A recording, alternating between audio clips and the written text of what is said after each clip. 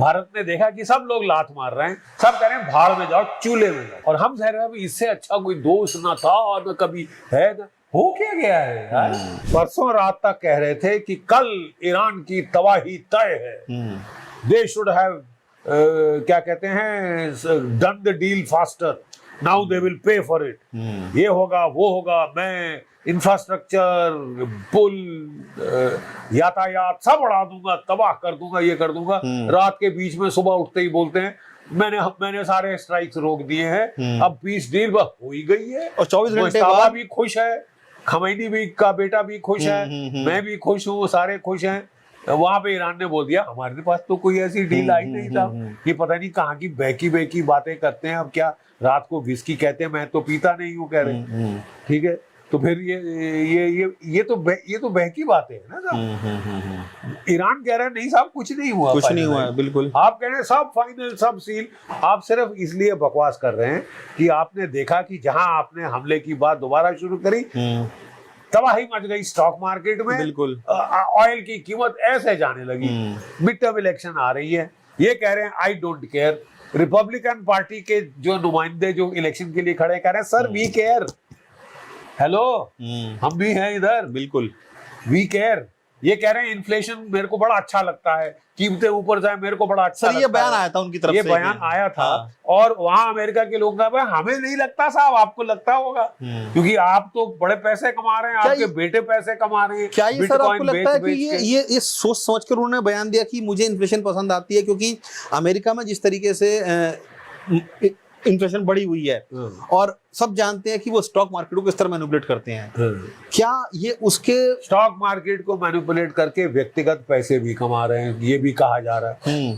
अब ये कोई चीज है साहब एक राष्ट्रपति बिल्कुल करने की, उसकी फैमिली के करने क्योंकि बिजनेसमैन है ना सर, बिजनेसमैन तो साहब फिर आप मत बनिए प्रेसिडेंट, बिजनेस करिए ना, but you can't be a businessman president. ऐसे अनिल आपको लगता है कि जो उन्होंने बात बोली कि मुझे इन्फ्लेशन पसंद है चाहे वो वर्ल्ड की ही क्यों ना हो, दैट मींस कि उनकी मानसिकता इस तरह की है कि हाँ इन्फ्लेशन बढ़ेगी तो कहीं ना कहीं मेरा डॉलर मजबूत होगा, कहीं ना कहीं मैं पैसे कमा लूंगा, बिल्कुल ठीक है, मेरा व्यक्तिगत मेरा लाभ होगा ऐसा। Then this is called conflict of interest.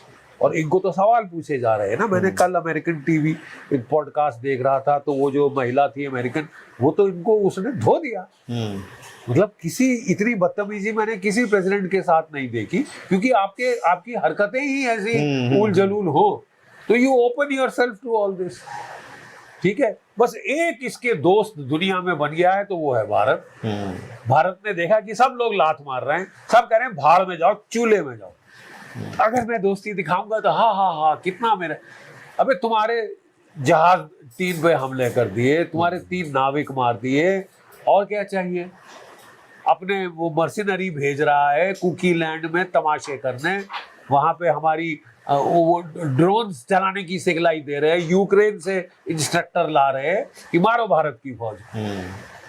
और हम कह रहे हैं इससे अच्छा कोई दोस्त ना था और न कभी है ना। हो क्या गया है यार। भय किस बात का है, चिंता किस बात। तुम न्यूक्लियर पावर हो यार, तुम ब्रिक्स के प्रेसिडेंट हो भाई। जब G20 था तो कोई 50 दिन पहले से ये G20 पूरे साल चलता रहा ड्रामा। अब तुमको ब्रिक्स की प्रेसिडेंसी मिल रही तो अमेरिका नाराज हो जाएगा, बात ही मत करो। इतने गुलाम हो तो बोलो साहब हम ब्रिक्स की मीटिंग नहीं करेंगे भारत। और लोगों ने आने से भी मना कर दिया, फॉरेन मिनिस्टर चीन के, और ये लोग आ भी नहीं रहे। गरिमा आपकी शान कम हो रही है। कुछ ब्रिक्स के लोग कह रहे हैं कि भाई आप ट्रोजन हॉर्स हो गया अमेरिका के, हम डी-डॉलराइजेशन की बात कर रहे हैं, आपकी नानी मरी नहीं हो सकता, अमेरिका के इंटरेस्ट प्रोटेक्ट करने वाले आप। अगर ये चलिए मान लेते हैं कि आपकी बड़ी दोस्ताना क्या याराना है?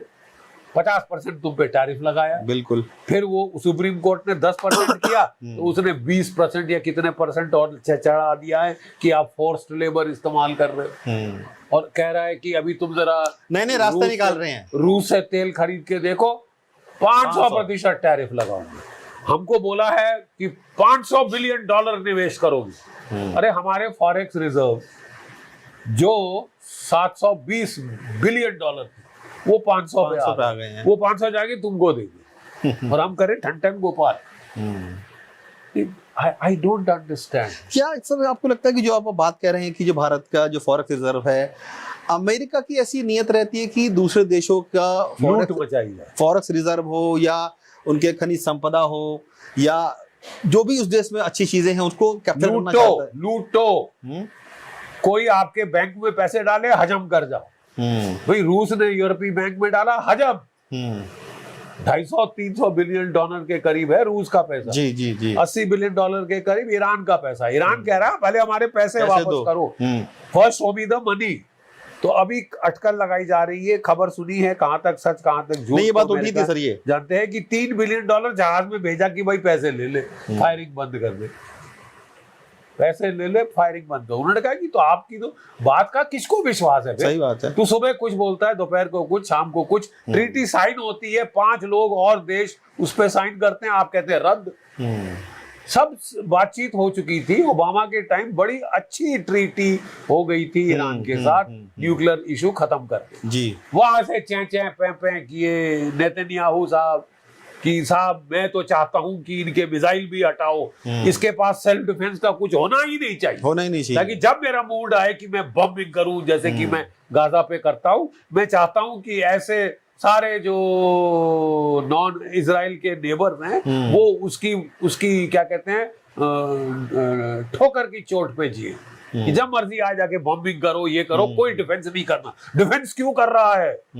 अरे ये तो हमने नया ड्रामा सुना है। अपने तरीके से चलाना चाहते हैं। अपने तरीका भी होता है साहब, कुछ इंसानियत होती है, कुछ देयर सम नॉर्म्स होते हैं सर, देयर आर सम कि self defence is a right. बिल्कुल बिल्कुल, राइट टू सेल्फ डिफेंस एक अधिकार है किसी देश का। आप हमले पे हमले करे जा रहे हो, आप कह रहे हो कि तेरे पास पलटवार करने के लिए मिसाइल क्यों है?